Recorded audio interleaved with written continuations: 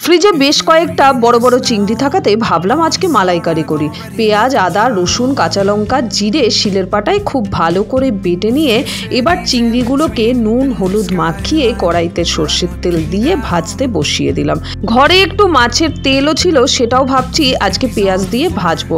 মাছের তেল আর চিংড়ি কার কার পছন্দ কমেন্ট করে বলো তো। এবার মাছগুলো ভেজে তুলে রেখে একটা বড় সাইজের পেঁয়াজ কুচি করে ওই তেলেই কিন্তু ভাজতে দিয়ে দিলাম। পেঁয়াজ লাল লাল করে ভাজা হয়ে গেলে দিয়ে দেবো বাটা মশলাটা আর একটা বড় টমেটো কুচো করে দিয়ে দিয়েছি। ঢেকে দিয়েছি 10 মিনিটের জন্য। খুব সুন্দর করে কিন্তু মশলাটাও সিদ্ধ হয়ে গেছে। উষ্ণ গরম জলে নারকেলের দুধের গুঁড়ো খুব ভালো করে মিশিয়ে রেখে দিলাম। এবার মশলার থেকে তেল ছেড়ে দিলে নারকেলের দুধটা ঢেলে দেবো। এবার ঝোল ফুটে উঠলে চিংড়ি, ধনেপাতা কুচি, গরম মশলা দিয়ে গরম গরম ভাতে বা রুটিতে সার্ভ করে দাও। সাবস্ক্রাইব।